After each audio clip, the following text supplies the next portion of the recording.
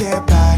It resides between my eyes. Walked through the fire, came out better on the other side. See, life's like a beach if you find the sand. And right now, I feel like 100 grand. Dr. Jeremy Weiss here. I'm founder of InspiredInsider.com, where I talk with inspirational entrepreneurs and leaders like the founders of P90X, Baby Einstein, Atari, and many more, and how they overcome big challenges in life and business. Today, we have one of the top fitness professionals. Elliott Hulse is a strength coach, pro strongman, owner of the world-renowned strength camp in St. Petersburg, Florida. His YouTube channels have over 1.3 million subscribers who tune in for education, inspiration, on becoming the strongest version of ourselves. Elliott, thanks for joining me. Pleasure to be here with you, Jeremy. So, Elliott, since it's Inspired Insider, I always ask the question, what's been the lowest point in your life and how you push through? Let me hit this do not disturb because I keep... Well, I gotta say that I'm crying from that last one. I'm sorry. Like that was. Hey man, I think we've all been there at one point at least. I don't think we all start out exactly. Like Jeremy. Exactly. I think I just emerged from a pretty dark place. Just now, you mean? Recently? Yeah, the past 8 months that I took in order to recover and regroup so that I can reemerge in doing my work, resurrecting and showing up again on YouTube. Look one thing to the viewer, but for me, it's been a matter of, okay, am I ready to do my work? Because this is my work.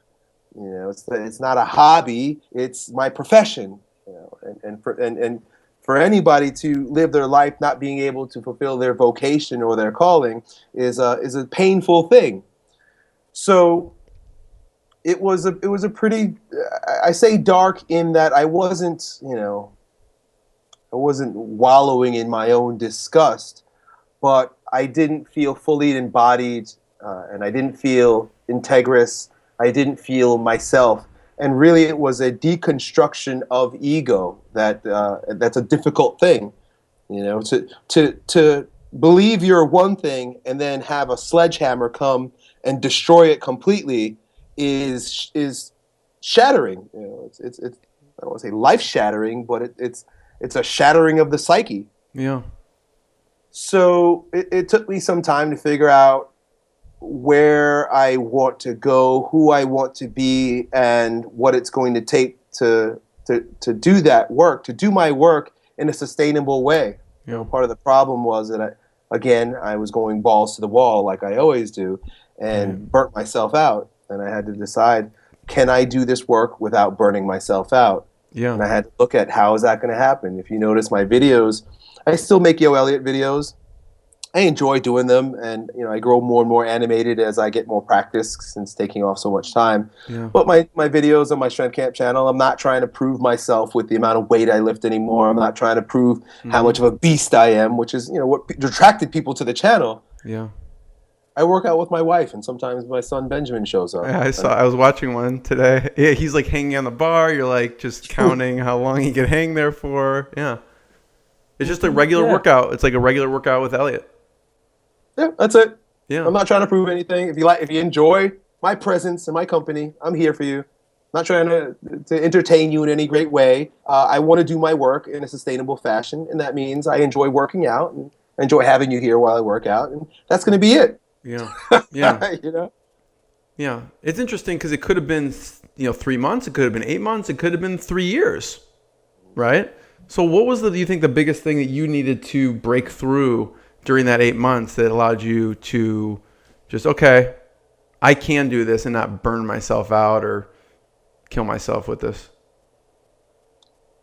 To give my permission not to be, it's going to sound weird, but give myself permission not to be awesome.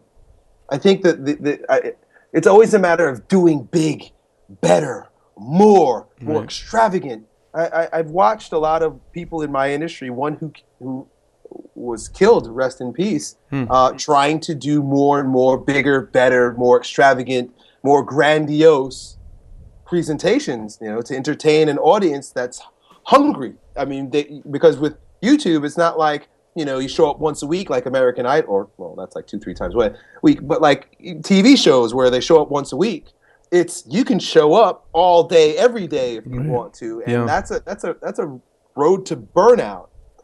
So giving myself permission to be small, giving myself permission just to make good enough videos that are comfortable enough for me to make because I feel like making them, and be good enough with that. Yeah.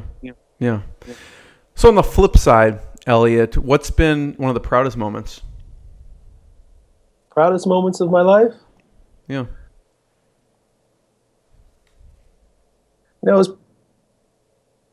I set a lot of goals early on in my career, and one of them was to live in a particular neighborhood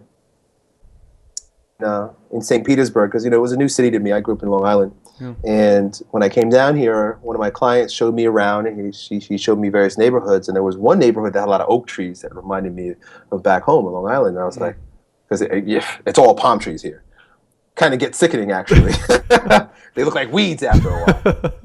So I was like, man, I want to live in this neighborhood. And I remember being really down one day, just not feeling the best because I was struggling, and driving the car we shared, which was a little white Ford Escort, through the neighborhood whenever I felt down, and just looking at the houses and saying, I'm going to live here one day. And I park in one house, and I visualize myself walking up to the door, and that's going to be my house one day. And that must have been 7-8 years ago. And I live in that neighborhood now, and I have a nice house on a nice block. And the day that I was able to afford that for my wife and my children, at that point, there was just one child. Now there's 4, and I have a big enough house and pool for them to enjoy themselves. I felt really proud of myself. Yeah. Yeah, I was amazed at how goal setting and visualization really works. Just in awe, and also proud that, man, I can do this. If I can do this, I can do anything. Yeah. I mean, I remember that is truly amazing. And one of the things that touched me with one of your videos was you have a lot of fans, and you touch them, and millions of people, essentially. And you've had notes of people like suicide, not attempted, but people who, I don't know if they emailed or called in, but what was one of those where you actually literally helped change the course of their life? Do you remember any of those? This is going to sound strange again, but it's too big for me to really understand and to know. Yeah. Because when we make these videos, when you make this podcast, you don't know who's listening and where they are in their life at this particular moment, and what you say at that particular moment that might revolutionize their life. Right. And there's a lot of those. Yeah. The more people that are exposed to what you're saying, the more people something you share changes everything for them. Yeah. I remember listening to Alan Watts, like when I was in high school, and his words literally took my brain and turned it around in my skull. Yeah. But he's dead, long gone, and whoever uploaded those videos to Napster probably has no idea that changed my life. Right.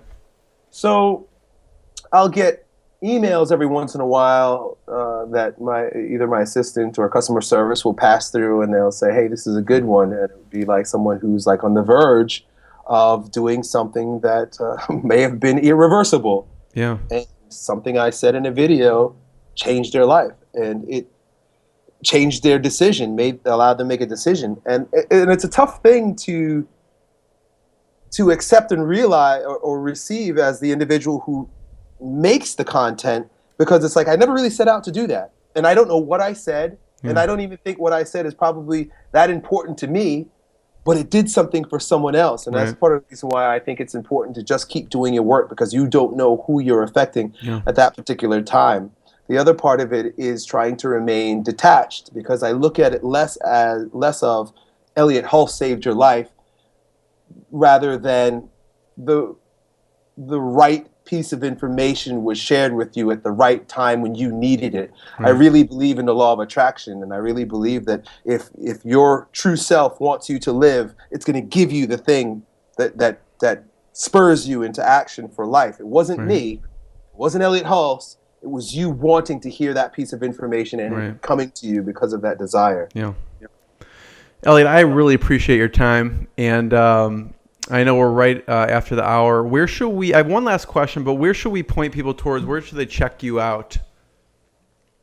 Oh man, I love social media. Of course, I have ElliottHulse.com, which is my website, and I don't update it nearly as much. I got some events that aren't even posted on there. But if you go to my Facebook wall, you'll catch me. If you go to YouTube, of course, I've got my 2 channels, Elliott Hulse and Strength Camp. I make Snapchats now, so if you want to catch me on Snapchat, it's Elliott Hulse, or Instagram, it's Elliott Hulse. So I'm all over the place. I think that's the way it is these days, right? Yeah. So my last question, I want to thank your wife, Colleen, for helping set this up. Also, Matt Gallant for raving about you and telling me you need to talk to Elliott. And my last question is, who are 3 people you want to train? I mean, you do tons of training. Who are 3 people you want to, if you could pick anyone? Who would you want to have come in and train? Who I would like to train with? With or train, I'm going to tell you who I want to train with. Yeah, go ahead. We're going to get them. Let's get them. Go ahead.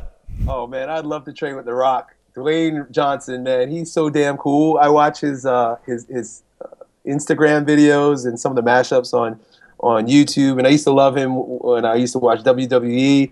Man, the guy is so jacked, but he's also good looking with a smile, and he's so animated. He's just he's my man crush, I guess. Okay. Anyone else? The Rock. Who else you want to train with? That's really all I've been thinking. I'd have to really think about it if there was anybody else, but The Rock. That's it. All right. So if we get you The Rock, then can I come and train with you, or what? Oh hell yeah! Of course. There's no way in hell I can lift one of those boulders, but I'll try. No, Elliott, thank you so much. There's so many things people need to check out on your videos, and I almost bought you a domain name before we got on because it just hit me. You know, you're like the fitness philosopher. It was $2,100, so I'm like, oh, I'll let him buy it if he wants it, but it is available. So, but Elliott, thank you so much. I really appreciate it. Yeah, my pleasure. It was a lot of fun. Yeah. Take care, Jeremy. What I got, you can't buy. It resides between my eyes. Walked through the fire, came out better on the other side. See, life's like a beach if you find the sand. And right now, I feel like 100 grand.